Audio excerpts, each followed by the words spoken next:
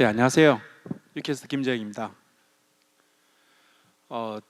제가 이제 말씀드리고자 하는 거는 이제 스몰셀, 스몰셀이라고 하면 이제 사람들이 이제 많이 알고 있는 개념인데, 자 그러면 앞으로 5G에 대해서 스몰셀의 역할은 무엇일까 하는 부분에 대해서 몇 가지 사례를 들어서 설명하도록 하겠습니다. 이 자료는 제가 어디서 이제 카피한 자료인데.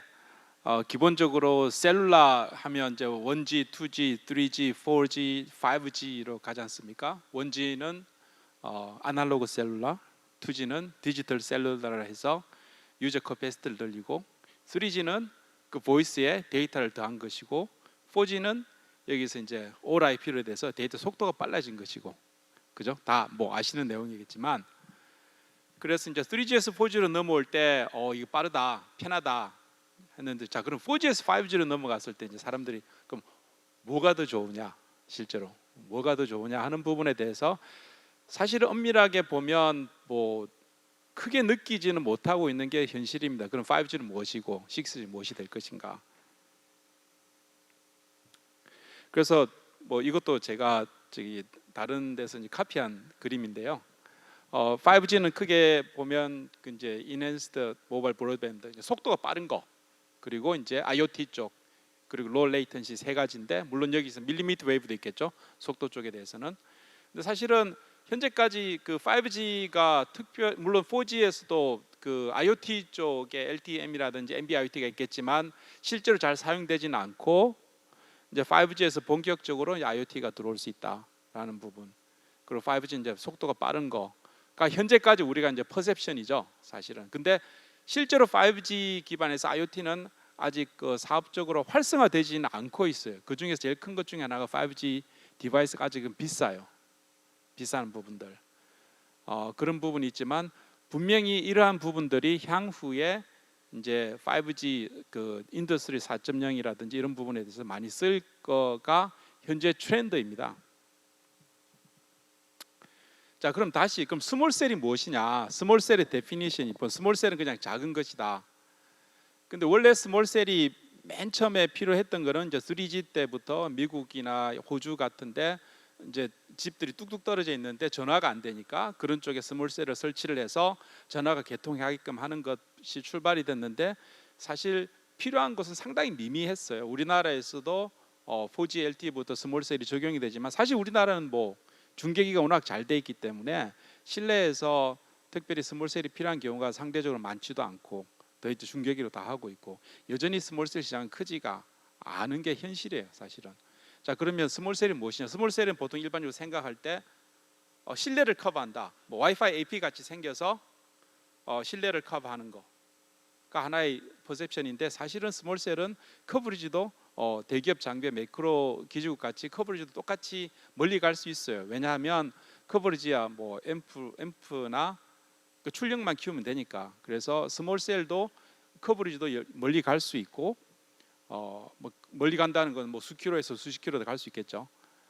그럼 가장 큰 차이가 뭐냐면, 이제 그 우리가 알고 있는 대기업 장비, 이제 에릭슨, 노키아, 삼성에 대비하면 이제 그 동시 가입자 숫자, 용량이 좀 적고, 그리고 이제 매시브, 마이모 같이 이제 그런 부분들이 좀 이제 처지는 부분이 있지만, 기본적인 기능, 기본적인 커넥티비티, 우리가 느끼고 있는 이런 정도 서비스를 하기에는 실내도 괜찮고 실외도 괜찮은 그런 부분들이 스몰셀의 형태라고 볼 수 있죠. 여기에 이제 최근에 제가 새롭게 등장한 제품, 이제 네트워크 이너 박스라고 해서 하나의 기지국 안에 코어와 어플리케이션 서버가 다 들어간 그런 부분도 최근에 새로 나오고 있는 부분이고요. 여기 이제 최근에 트렌드가 된다고 볼 수 있습니다.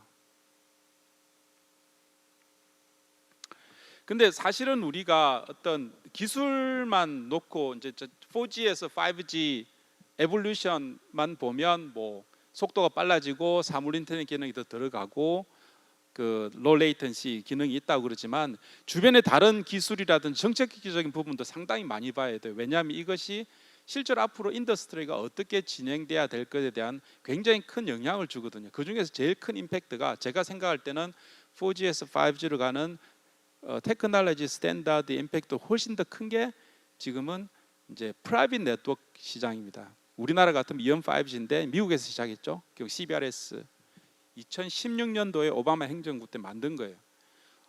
정확하게 말하면 아주 프리 주파수는 아니지만 실제로는 프리 스펙트럼이죠. 무슨 말이냐면 내가 사업자의 도움을 받지 않고 통신 사업자의 오퍼레이터 도움을 받지 않고 자체적으로 망을 구성할 수 있는, 그러니까 주파수를 거의 almost 프리하게 쓸 수 있는 그런 정책이 만들어졌다는 게 굉장히 큰 임팩트가 됩니다. 그게 왜 중요하냐면 그 인더스트리 관점에서 놓고 보면 미국 같으면 AT&T, T-Mobile, Verizon이 바이어고 이퀴먼트에서, 우리나라 같으면 KT, SKT, LG U+가 바이어고 이퀴먼트 벤더는 큰 벤더고, 그래서 B2B 마켓인데 이런 프라이빗 네트워크가 생기면서 이제 셀룰라가 안 되는 지역에서 우리도 우리만의 망을 가지고 싶은 어떤 그런, 누구나 이런 서비스를 오퍼레이터 관계없이 할 수 있는 그런 제도가 열린 거죠. 이건 전체적으로 현재 그 인더스트리의 그 서플라이어와 바이어의 그 스트럭처를 완전히 크게 무너뜨린 어떤 그런 형태라고 보시면 됩니다. 오히려 이런 것 때문에 이제 뭐 저희 회사 같이 이제 크지 않은 회사들한테 굉장히 큰 기회가 올 수 있고요. 그래서 이런 것들이 CBRS 미국은, 우리나라 같은 미음 5G, 뭐 일본은 로컬 5G, 그리고 이제 뭐 그런 국가로는 현재는 독일, 일본, 우리나라, 한국, 뭐 미국도 있는데 이것이 점점 더 확산되어 가는 형태가 될 것이고, 그래서 인더스트리 이렇게 갈 것이다. 그럼 프라이빗 네트워크로 해서 무엇을 할 수 있는가에 대해서는 제가 뒤에 또 설명드리도록 하겠습니다. 그리고 또 하나 굉장히 큰 기술적인 어떻게 보면 빅 그 디시전 팩터가 리오 세틀라이트, 그러니까 저궤도 위성이죠. 저궤도 위성이 시작은 스타링크에서 했지만 지금 이제 원웹도 올해 말부터 서비스가 시작되고 있고, 스타링크는 이미 서비스가 되고 있는 상황입니다. 근데 일반적으로 이제 저궤도 위성은 일반적으로 우리가 알고 있는 위성 서비스에 비해서 가격도 저렴하고 속도도 빠르고 상당히 좋은 거죠. 그래서 그럼 왜 뜬금없이 저궤도 위성이 나왔냐? 왜냐면 우린 지금 이제 셀룰라 그 4G, 5G 하고 있는데, 근데 실제로 이게 왜 필요하냐면 몇 가지 이유를 들면 한국 같으면 웬만한데 커넥티비티가 다 되기 때문에 실제로 뭐 저궤도 위성이 그렇게 심하게 필요하진 않아요. 근데 미국, 오스트레일리아, 뭐 중동, 뭐 이런 쪽에서는 사실은 셀룰라 커버리지가 안 되는데 굉장히 많아요. 심지어 필리핀 섬만 해도 수천 개가 되잖아요. 그 모든 섬에 기지국 장비를 설치를 하려고 하면 그 섬에다가 파이버 옵틱 백호를 설치를 해야 되는데 그 비용도 들고 상당히 그 시간도 걸리는 부분인데, 그런 부분을 저궤도 위성으로 백호를 만들고 기지국 달아서 설치를 하면 끝나는 거죠. 심지어는 전원까지도 제너레이터를 쓰거나 뭐 저기 태양광을 쓰게 되면 뭐 심지어는 공사비도 들이지도 않고 시간도 안 들이고 바로 서비스가 가능한 이제 그런 시점이 되는 거죠. 그렇게 해서 누릴 수 있는 부분들이 상당히 많아지는 거죠. 실제로 제가 그 9월 말에 미국 이제 디제스터스 엑스포에 갔었는데, 거긴 주로 이제 경찰, 소방, 군, 이제 미국에서도 여러 가지 이제 재난 지역, 뭐 허리케인이라든지 그런 부분에 있었을 때 그런 서비스라든지 그런 장비를 만드는 회사들이 주로 있는데, 주로 보는 회사들이 뭐 물을 깨끗하게 하는 거, 뭐 전력을 공급하는 회사 이런 쪽인데, 통신회사는 아무데도 없었는데 제가 이야기했을 때 어떤 지역에 가든지 간에 30분 내로 셀룰라망을 만들겠다고 하니까 굉장히 좋아하더라고요. 왜냐하면 그 사람들 가는 대부분의 지역은 휴대폰이 안 터지거든요, 사실은. 근데 그런 부분은 이제 가능하게 됐다는 거죠. 그런 부분에 대해서 자세한 제가 또 설명을 뒤에 드리겠습니다.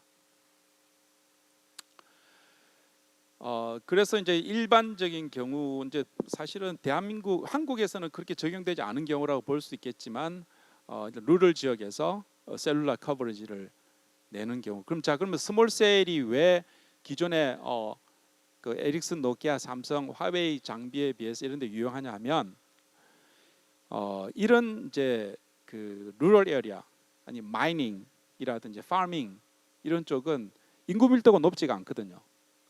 그러니까 넓은 지역에 사람이 많지가 않아요. 그러니까 용량이 많은 어떤 큰 헤비한 장비가 필요가 없거든요. 이런 쪽은 오히려 저렴하고 빨리 설치가 되고 그리고 이제 유지가 간단한 그런 장비가 필요한데, 그런 데는 스몰셀이 굉장히 좋은 거죠. 뭐 미국의 CBRS 시장 같은 경우는 기지국 하나 무게가 한 7kg 정도밖에 안 돼요. 한 손을 들고 있는 7kg 정도인데 붙여서 전원 연결하고 안테나 케이블 연결하고 그라운딩하면 끝나는 거예요.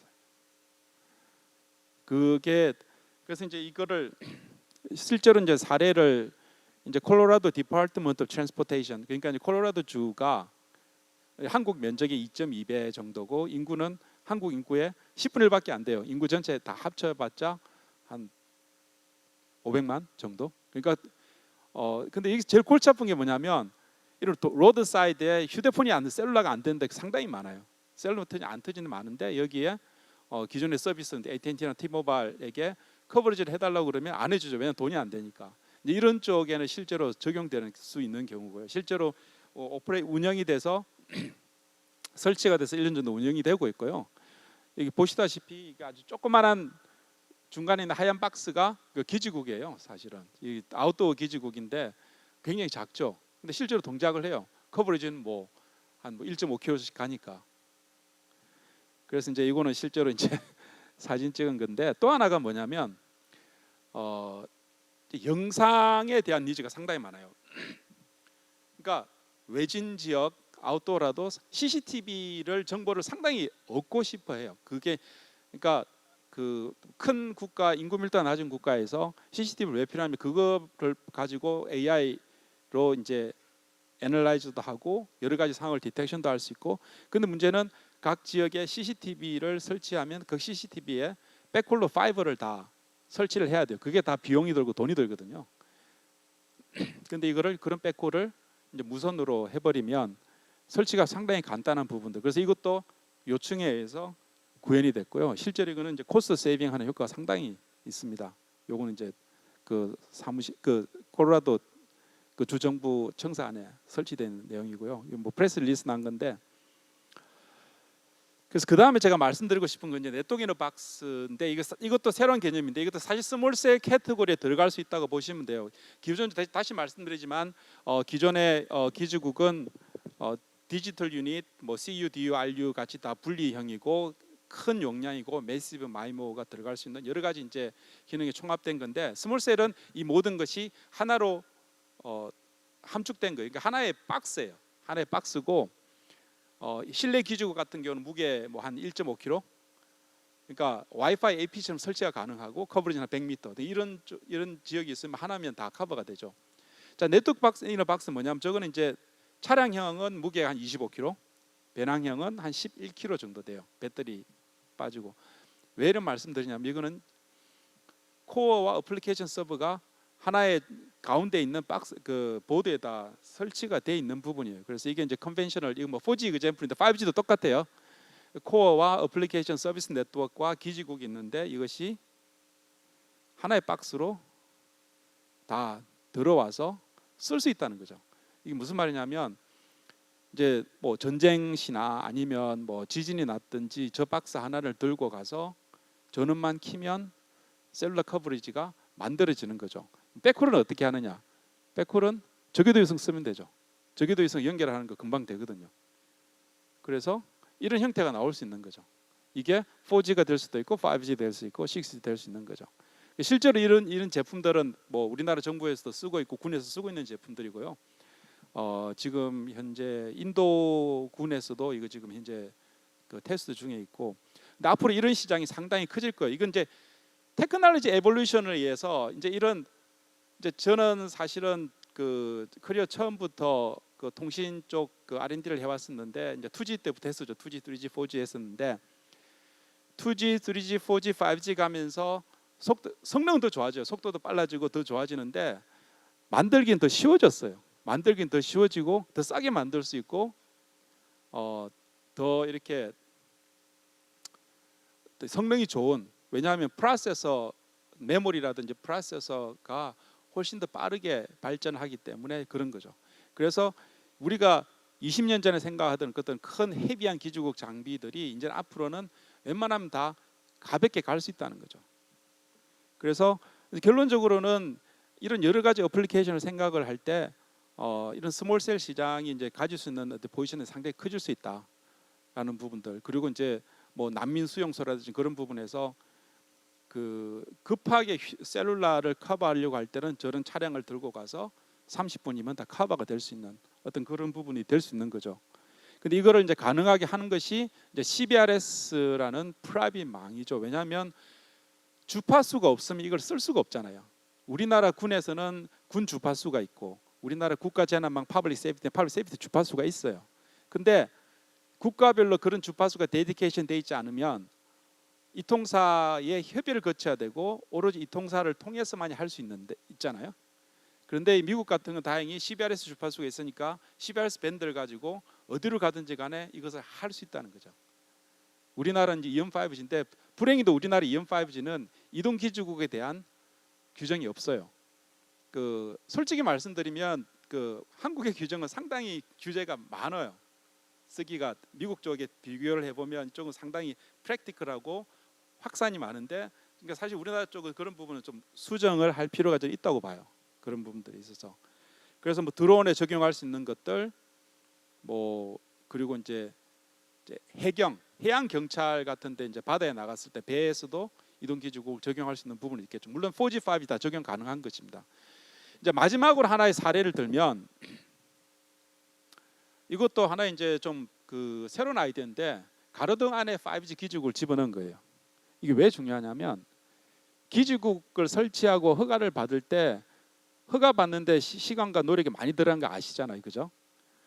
그리고 이제 전력도 많이 먹고. 그런데 가로등 안에 집어넣어 버리면 허가 받는데도 예를 브라질이 예예요.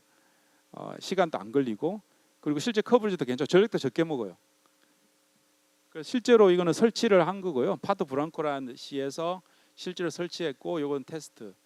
그리고 이제 초록색이 한 500메가 정도 나오고, 아직은 2x2 마이모이기 때문에 4x4에 비해서는 속도가 떨어지지만 상당히 좀 괜찮은 케이스가 될 수 있고, 이거는 이제 그 리오데자네이로에 있는 코파카바나 비치에 설치되어 있는 부분입니다.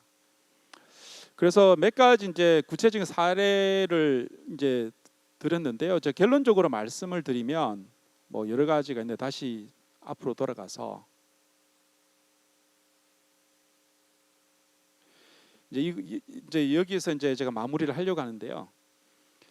이제 4G에서 5G로 가면서 이제 우리가 할 수 있는 스마트 엑스, 스마트 시티, 스마트 팩토리, 스마트 파밍, 스마트 하스피럴, 마이닝 이런 쪽이 이제 점점 AI와 함께 이제 새로운 이제 인더스트리 트렌드가 되잖아요, 그죠?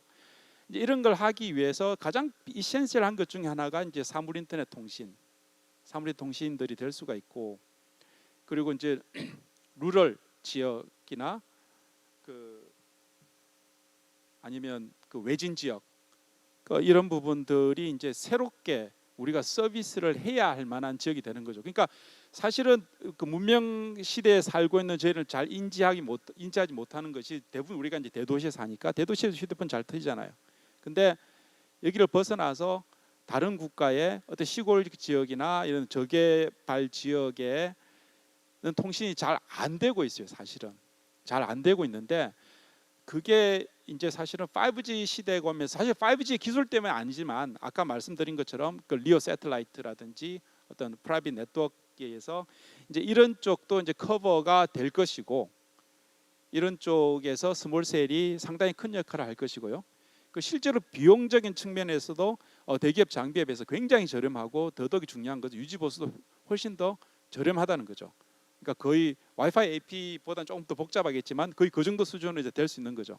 그러니까 이제 셀룰라 장비가 특별한 어떤 스페셜한 프로덕트에서 이제 에브리바디's 프로덕트이 이제 될 수 있는 부분이 되는 거죠.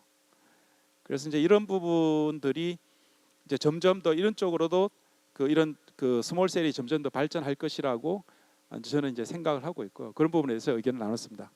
감사합니다.